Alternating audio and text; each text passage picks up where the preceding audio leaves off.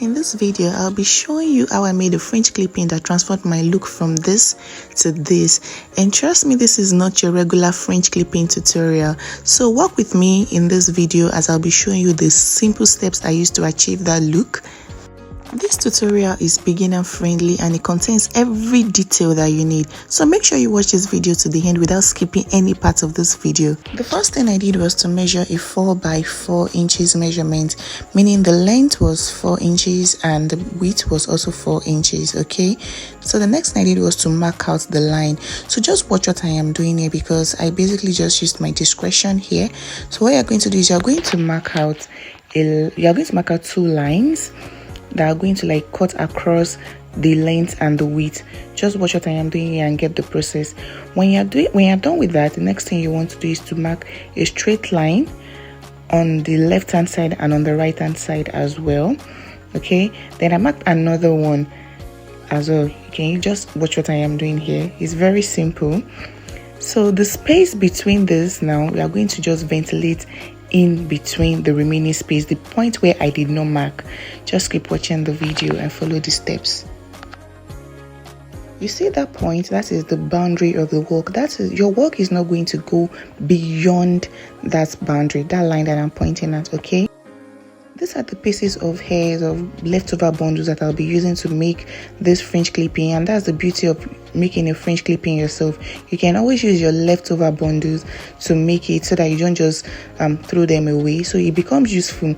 And please know that you're only using your human hair for this because you are going to use it for this fringe clipping, so you know your human hair is the one that can actually take it. Also, if you have, let's say, a high temperature fiber hair, you can also use it, but I would suggest you just stick to your human hair when you want to make a fringe clipping. It's just more durable and it takes it better. At the end of the day, it makes your work just more beautiful. The next thing I did was to sew the bundles or the pieces of the human hair to the lace, following the guidelines I drew earlier. It is very important to follow the guidelines so it makes your work neater. You have an idea of what you are doing. Also, you use your discretion while you're at it, especially when you want to space it. Okay, when you're doing your spacing. So basically just follow the guidelines and sew it. Make sure what you're sewing is firm. Okay, it is not too tight and it is firm. And if you look closely, you will see that I am using a needle, a small needle, the regular sewing needle, but the smaller one, not the big one. Okay, and I did not double the thread while I was threading the needle. Okay, because the lace I used in this video can easily be ripped by the bigger needle, and doubling of the thread will also be thick. This thread will be too thick, and while you're sewing it to the lace, it might actually like rip the holes. Okay, so just watch what I am doing in this video. And I think I should let you know that this sewing process, because this part that I'll be sewing, you can also use your sewing machine for this. If you have a sewing machine, please by all means use it. Just make sure that you are sewing it neatly as well. Okay, but for you that you do not have a sewing machine and you just want to make this for your own personal use, just use your regular needle and thread. But if you want to do it for, let's say, customers, and let's say you want to do it in bulk, I would suggest that you go for the sewing machine because it is definitely going to be neater. Okay, but for the purpose of this tutorial, I used the regular needle and thread so that I can show you on screen properly.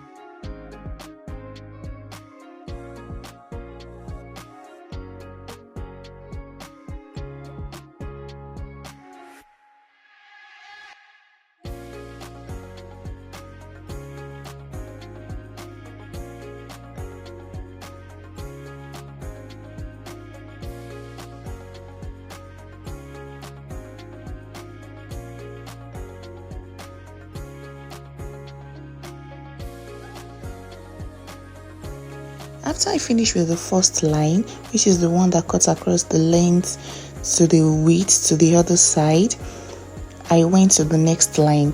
Now when I got to the front here, I doubled the weft because this is the part that will be forming the fringe, and I actually wanted a fuller fringe. So if you don't mind, you can just keep using your single weft at this point, but for me, I actually doubled the weft. That's what I was doing here. Okay, so I wanted my fringe to be fuller, so I added extra wefts, not just a single wefting process. Do you understand? So after finishing the line, I went to the straight lines. As well, just keep watching the video, you get everything.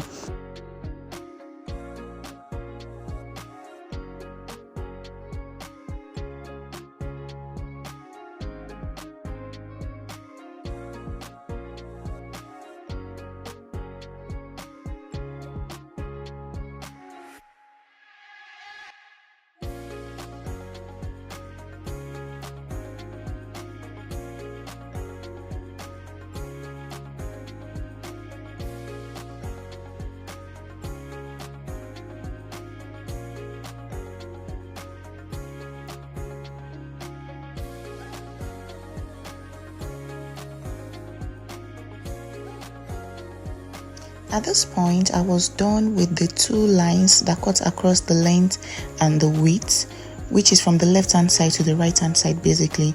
The next thing I did was to sew on the straight lines, the ones that just go from the top to the bottom.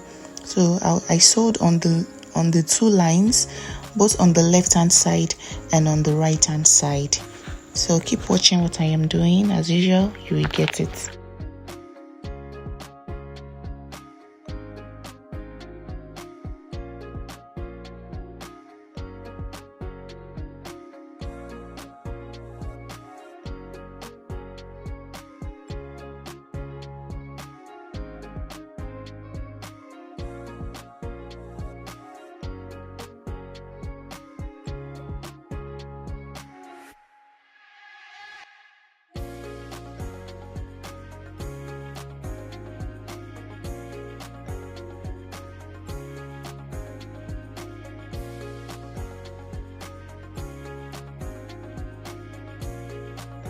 At this point, I already finished with the sewing.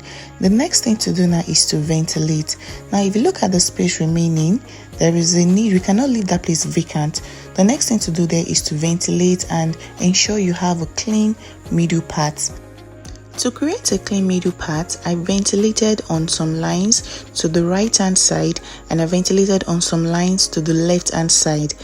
And at the middle of this ventilation, I left two straight lines. To ventilate, I picked a straight line from the top to the bottom. I ventilated on one hole and I skipped the next hole. But I did not skip any line. The reason being that I did not want the ventilation to be scanty, but I ventilated on some lines to the right hand side and on some lines to the left hand side while leaving two lines in the middle. Okay, if you do not know how to ventilate properly, I have very detailed tutorial on this channel where you can learn how to ventilate like a pro, different ventilation techniques, spacing and all of those things on this channel, how to ventilate different types of list closures and frontals.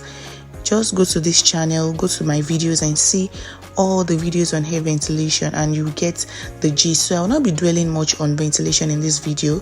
I will just be talking about how I did the French clipping. Okay, and if you look at it closely, you can see I changed my knotting technique from the single knotting technique to the double split knotting technique.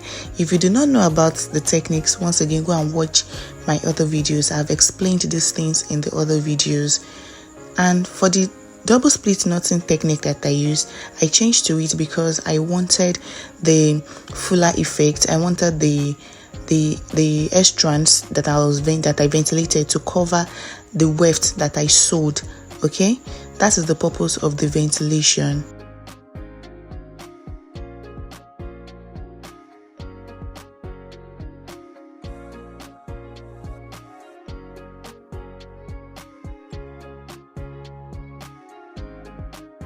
You can see that I ventilated some strands to cover the back as well. So after finishing the right hand side, I ventilated on the left hand side. I left 2 lines in the middle to create my middle part, but aside from the 2 lines I left in the middle to create the middle part, I did not leave any other lines. This is how you cut your fringe. For this particular fringe, I left out some portion because I would like to curl this part and I do not want this part to be part of the fringe. Okay, I'm making a fringe clipping with this. So the first thing you want to do is to make sure that your whether you're cutting it from a closure wig or you want to make a fringe clipping like I am doing here, make sure that it is positioned at the point the wig is positioned the right way it will be on your head, or make sure the fringe clipping is sitting at the point where you want the clip to start from on the wig. So for me, this is the point. Now to cut the fringe, you look at the length you want your fringe to be at.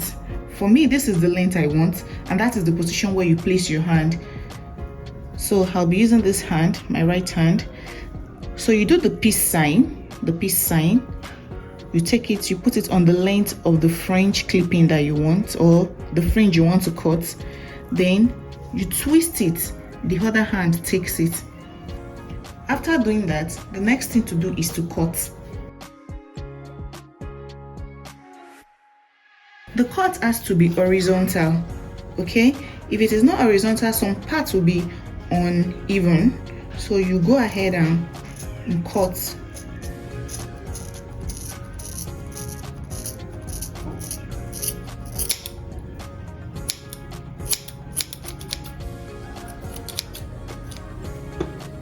Now,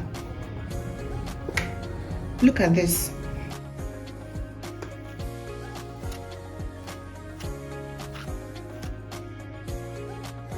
Now look at the shape he gave us. It is giving us the normal fringe shape. It's coming like this. There's a progression from this side to this point like this. Okay, so that is how you cut your fringe, whether you want to make a fringe clipping or you want to cut a fringe from your closure wig, whichever way you want to do it. So the next thing to do now is to straighten this. You use your straightener to straighten this.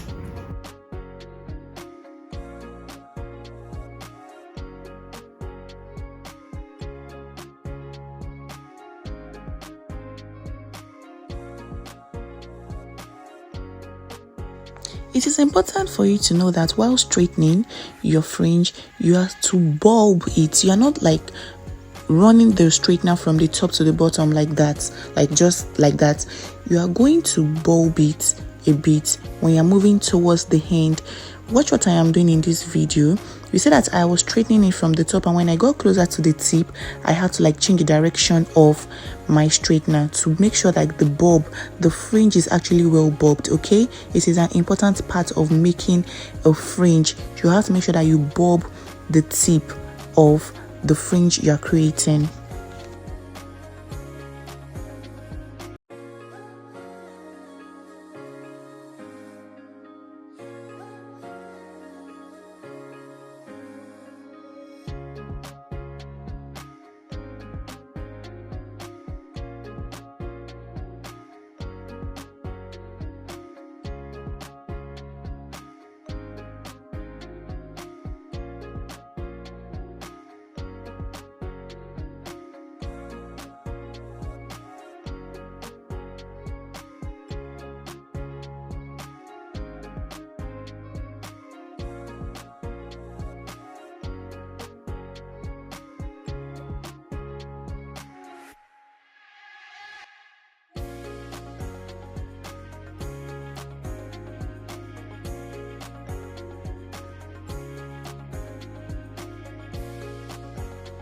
Just look at how beautiful the fringe is looking already.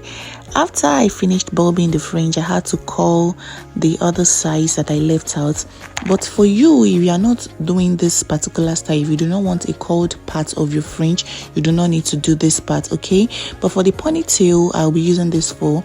I needed the curls also for it to blend properly. But if you are not creating the curls, you can just decide to like cut everything into a fringe and you're good to go, okay?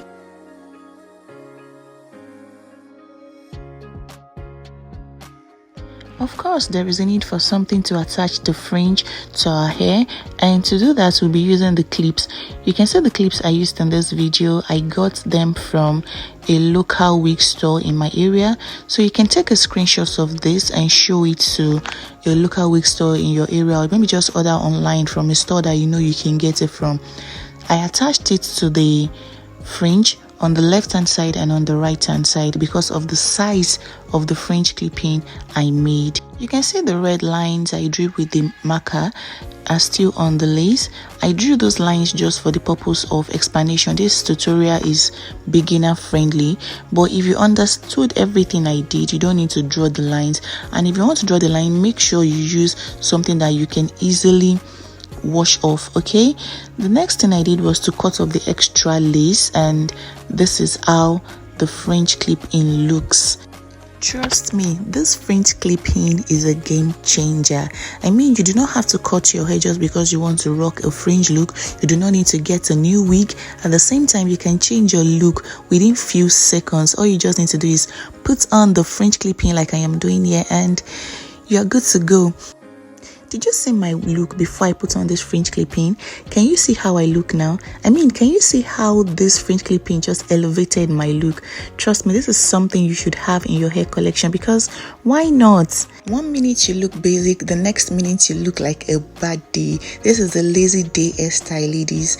So tell me, will you be trying this fringe clip-in? If yes, tell me why. If not, I want to know why in the comment section. If you enjoyed this tutorial, please remember to like, comment your favorite part of this video, share, and I'll see you in my next video.